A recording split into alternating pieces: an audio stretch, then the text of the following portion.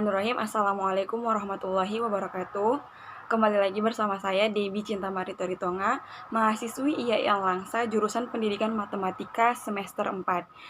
Nah, pada video kali ini kita akan melanjutkan bahasan video sebelumnya, yaitu tentang bangun ruang 5 segi 4. Nah, pada video sebelumnya saya telah menjelaskan tentang definisi dari bangun ruang 5 segi 4, jaring-jaring dari bangun ruang 5 segi 4, kemudian sifat-sifat bangun ruang 5 segi 4, rumus volume dan luas permukaan bangun ruang 5 segi 4, dan kemudian contohnya. Nah, pada video kali ini saya akan melanjutkan bahasan mengenai unsur-unsur bangun ruang 5 segi 4, mulai dari sisi alas, sisi tegak, rusuk tegak, tinggi limas, dan tinggi sisi tegak. Nah, inti pembahasan pada video kali ini adalah garis-garis pada bangun ruang 5 segi 4, mulai dari garis yang sejajar, berpotongan, berimpit, bersilangan, dan nanti ada garis yang saling tegak lurus yang membentuk sudut siku-siku. Nah, langsung saja kita ke pembahasan. Pada pembahasan saya menggunakan aplikasi Screencast-O-Matic. Jadi, pada pembahasan itu saya akan memunculkan layar di mana di situ akan tertera pengertian dari unsur-unsur 5 segi 4 itu tadi dan juga garis-garis dari bangun ruang 5 segi 4.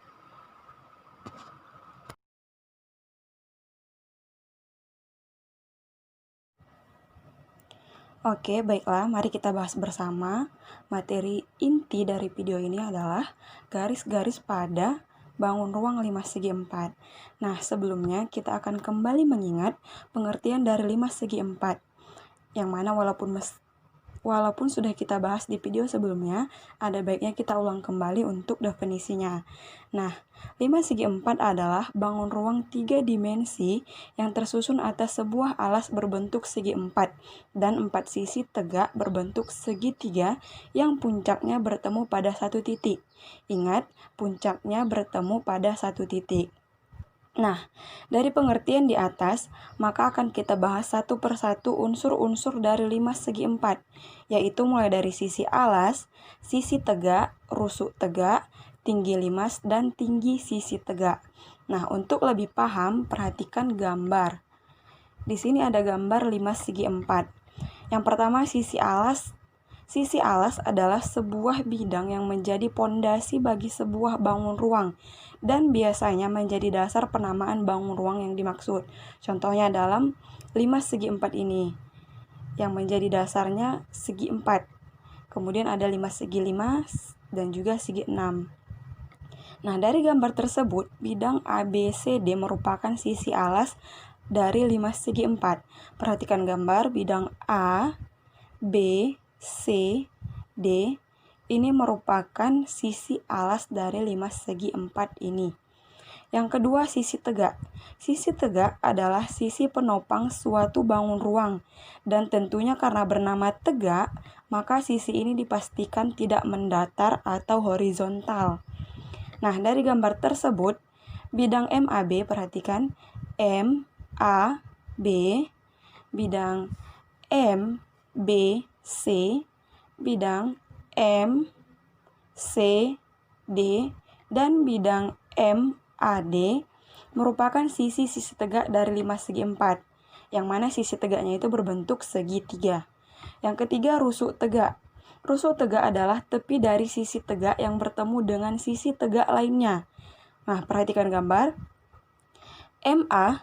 Garis MA merupakan rusuk tegak. MB merupakan rusuk tegak. MC dan juga MD juga merupakan rusuk tegak dari 5 segi 4 ini. Yang keempat, tinggi limas. Tinggi limas adalah garis yang ditarik dari puncak limas dan tegak lurus dengan sisi alas. Nah, dari gambar tersebut, MO, perhatikan garis MO, merupakan tinggi dari 5 segi 4 ini. Lihat gambarnya ya, perhatikan gambar. Kemudian yang terakhir, yang kelima, yaitu tinggi sisi tegak.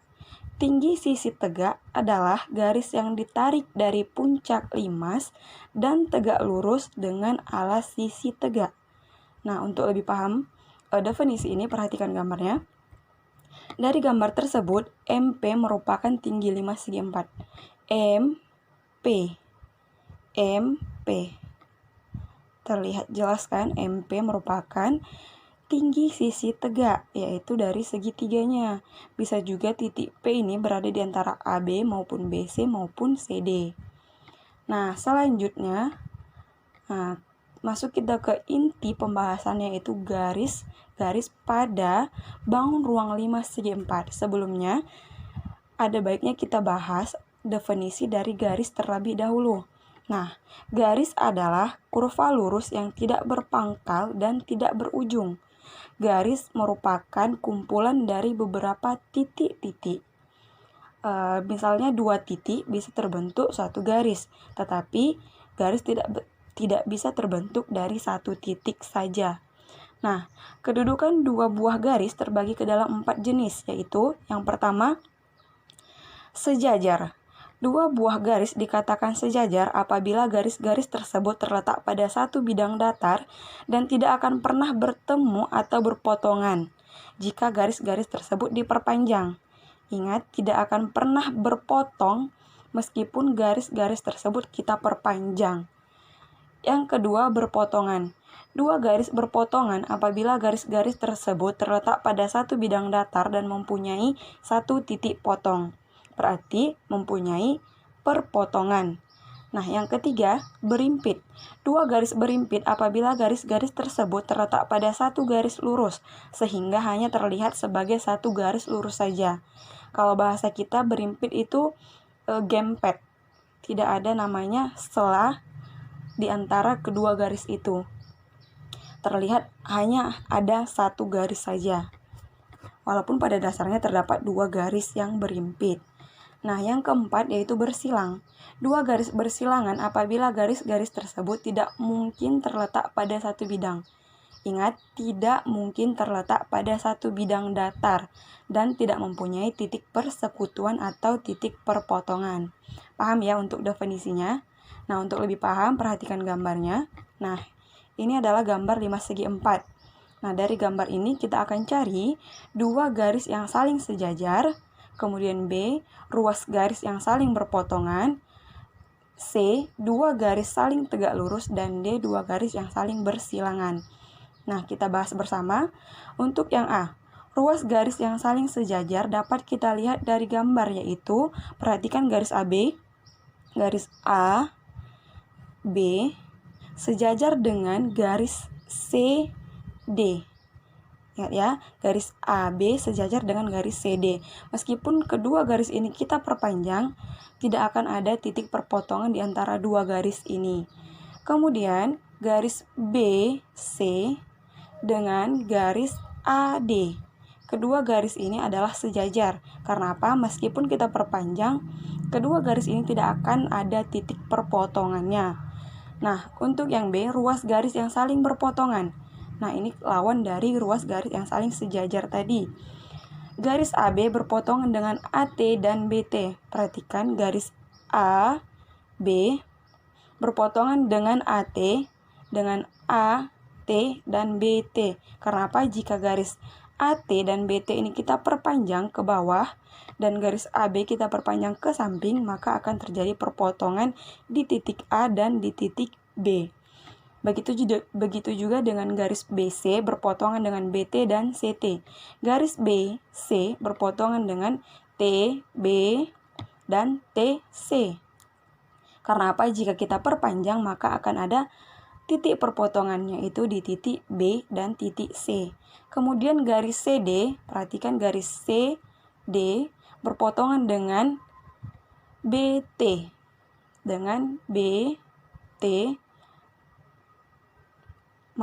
Garis CD berpotongan dengan CT, ini CT dan DT. Karena apa? Jika kita perpanjang akan ada titik perpotongan, yaitu di titik C dan D.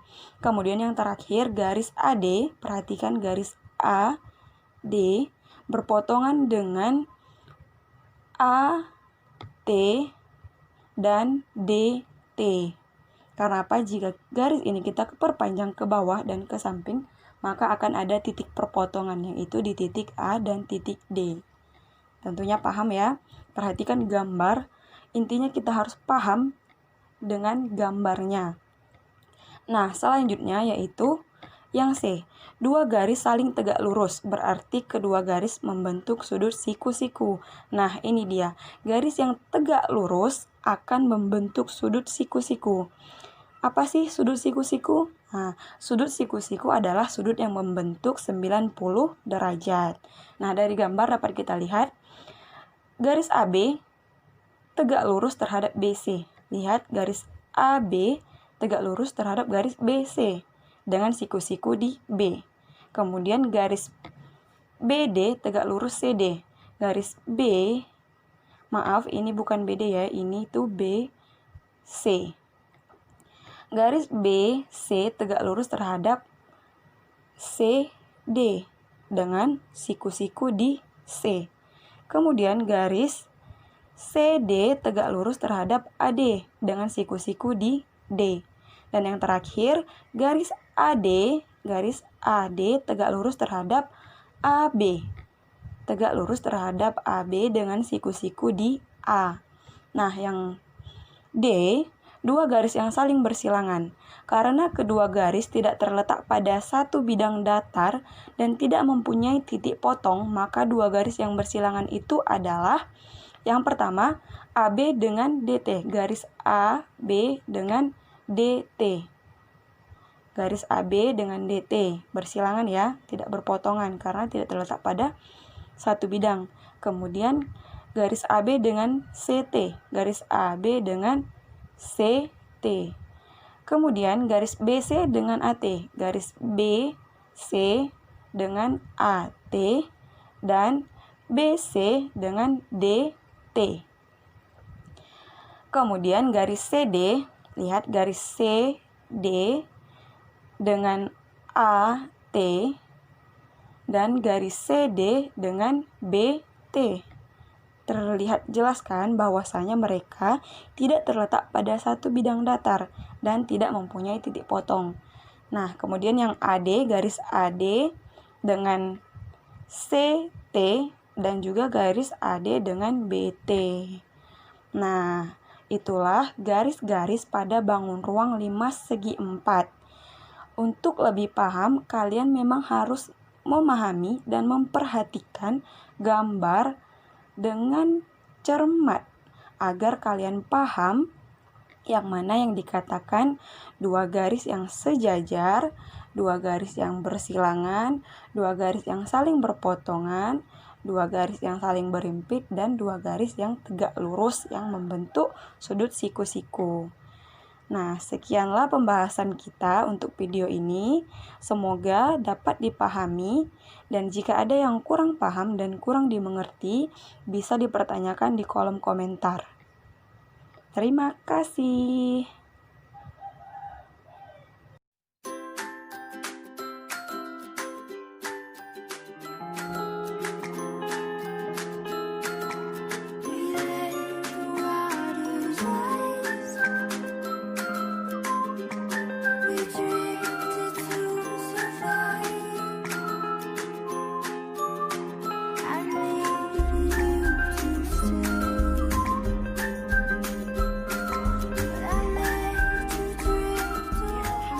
Sekianlah pembahasan kita pada video kali ini tentang bangun ruang 5 segi 4. Alhamdulillah semua materi dari bangun ruang 5 segi 4 telah selesai kita kupas mulai dari video yang pertama hingga video kali ini.